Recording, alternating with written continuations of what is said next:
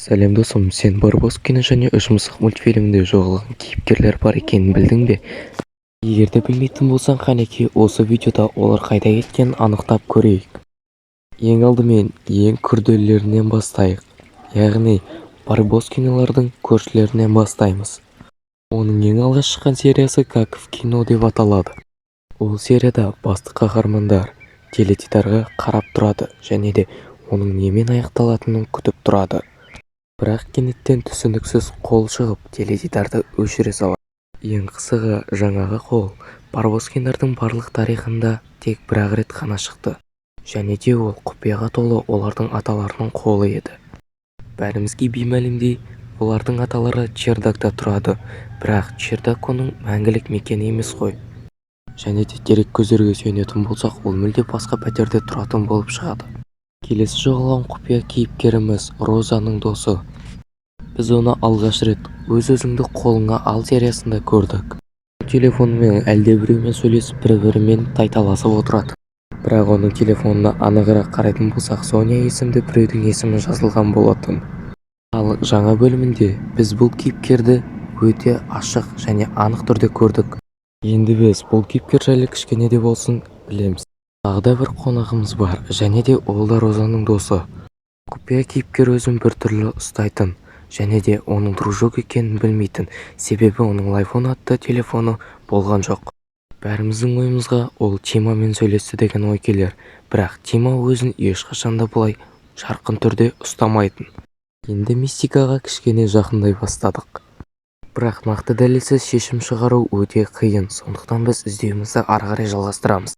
Робик атты роботты есімізге түсіріп көрейік. Ол бәрін жасай алады, тіпті әнде айта алатын еді. Ол ең алғашқы романс бөлімінде пайда болды, және де сол кезде өзін біртүрлі ұстап біздің көзімізге кішкене күдік тудырған еді. Бәріңіз білетіндей, бұл робот Розаға арналып жасалған еді, бірақ оның таңдауы Тима болып шықты. Ал Гена болса жағдайды бақылауда ұстап, оның миынан оны өшіріп тастады. Келесі күдікті кейіпкер Барбоскиндардың ұстазы Гнесса апай. Егер оның сыртқы болмысына көз жүгіртер болсақ, ол Барбоскиндардың әкесіне өте қатты ұқсайды. Дереккөздерге сенер болсақ, ол математика мен орыс тілінен береді. Менің ойымша, Гнесса деген бұл Барбоскиндардың әкесі. Және де бұған тікелей факттар бар. Егер байқасаңыздар, әкелері балаларының бағаларына қатты мән бермейді. Яғни бәрінен де хабардар. Аленький цветочек сериясында ол мектепке байланысты отчет жайлы есеп береді. Бұл тек менің ойым ғана. Нақты әкелері болмауы да мүмкін. Дәлелдер болмағаннан кейін бұл жай ғана теория немесе логика болып табылады. Ал енді Барбоскиндардың туысқандары жайлы әңгімені бастайық.